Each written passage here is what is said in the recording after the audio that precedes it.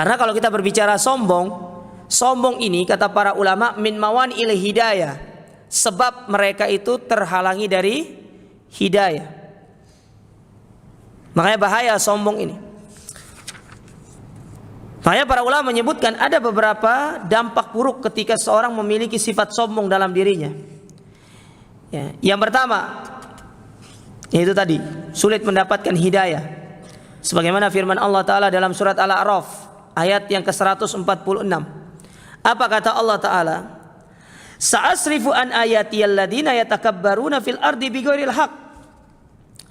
Kata Allah Ta'ala, niscaya kami akan palingkan ya dari kebenaran orang-orang yang memiliki kesombongan dalam dirinya. Lihat Fir'aun, sombong dia, dipalingkan oleh Allah Ta'ala dari kebenaran. Abu Jahal, Abu Lahab, Utbah ibn Rabi'ah, mereka sombong dengan apa yang mereka miliki. Bahkan sampai Abu Jahal ketika dalam tersungkur dia mau mati ini, ya, mau mati dalam perang Badar itu. Sempat-sempatnya dia mengatakan, siapa yang memenangkan peperangan hari ini? Kami orang-orang Quraisy. Padahal dia ini mau mati loh. Ya. Dengan sombongnya, makanya Allah bunuh dia, Allah matikan dia dalam kondisi dia kafir. Hati-hati dengan sifat kesombongan itu, akan menghalangi kita dari yang namanya hidayah. Kemudian yang kedua, di antara dampak buruk sombong ini, Allah akan menutup hati kita. Kalau tadi sebagai penghalang, kalau ini ditutup sudah hatinya, benar-benar ditutup. Sebagaimana kata Allah Ta'ala dalam surat Al-Mu'minun ayat yang ke-35, apa kata Allah?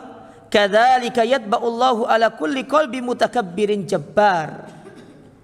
Dan demikianlah Allah mengunci hati setiap orang yang sombong dan berlaku semena-mena kepada orang lain. Ya. Makanya banyak di antara manusia kenapa tidak mendapatkan hidayah, padahal ayat-ayat Allah dibacakan kepada mereka, hadis-hadis disampaikan, hujjah disampaikan. Karena tatkala mereka mendengarkan hal itu, mereka menanggapinya dengan kesombongan di dalam dirinya.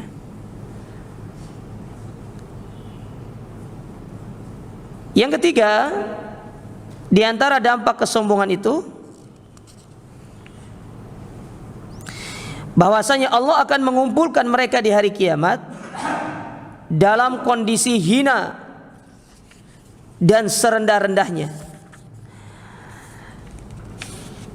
Dalam hadis yang dikeluarkan Imam Ahmad, kemudian Al-Humaidi, dan dibawakan oleh Imam Al-Bukhari dalam kitab beliau Adabul Mufrad, dari sahabat Amr ibn Shu'aib radhiyallahu ta'ala an, apa kata Nabi SAW? Yuhsyarul mutakabbiruna yaumal qiyamati amsaladz dzar. Sesungguhnya Allah akan mengumpulkan orang-orang yang sombong di hari kiamat seperti dzar. Dzar itu semut yang sangat kecil, itu namanya dzar. Ya. Beda dengan zarro. Zarro sama dzar itu beda. Kalau dzar semut yang kecil, jadi dia berjalan begitu kecil ya. Sehingga apa yang terjadi? Ketika dia berjalan, orang-orang itu besar itu bisa menginjak dia. Loh, kenapa dia dikumpulkan dalam bentuk yang kecil? Karena dulu di dunia dia menginjak-injak kehormatan saudaranya dengan cara dia sombong. Nah, sekarang Allah balas dia dengan Allah menjadikan dia kecil, dan manusia yang lainnya akan menginjak-injak dia ketika sedang berjalan menuju padang mahsyar. Kecil, tadi lihat ya. Kan orang sombong kan gitu, memandang orang rendah, memandang orang kecil, memandang orang tidak ada nilainya.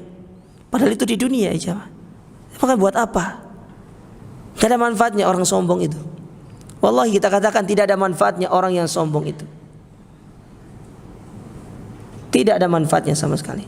Hanya akan ada kehinaan di dalam diri kita. Wala tusair khaddaka linnas wala tamshi fil ardi maraha. Jangan engkau membusungkan dadamu di hadapan orang, dan berjalanlah di atas muka bumi ini dengan penuh ketawaduan. Jangan engkau berjalan dengan penuh keangkuhan, karena nanti kelak hari kiamat Allah Ta'ala akan membalas kita dengan yang demikian. Kita kecil, kerdil, kita jalan diinjak sama manusia-manusia itu. Kita tahu manusia dibangkitkan dalam kondisi seperti itu. Ada yang mengatakan, sebagaimana kata para ulama, dibangkitkan sudah dalam kondisi seperti Nabi Adam. Jadi jasad kita nanti itu, fisik kita seperti Nabi Adam, manusia yang pertama, setinggi 60 hasta. Tapi umurnya semuanya 33 tahun. Ya, jadi semua muda semua. Ya, jadi tidak usah khawatir. Yang tua sekarang itu pasti muda lagi. Tenang. Tapi orang-orang yang sombong, dia dibangkitkan dalam kondisi semut yang kecil. Dia berjalan menghadapi orang-orang yang tingginya 60 hasta, diinjak-injak. Lihat bagaimana semut di dunia bertemu dengan kita manusia. Dia tidak terlihat. Kadang-kadang kita menginjak dia. Dan tentu itu suatu kehinaan kepada orang-orang yang sombong.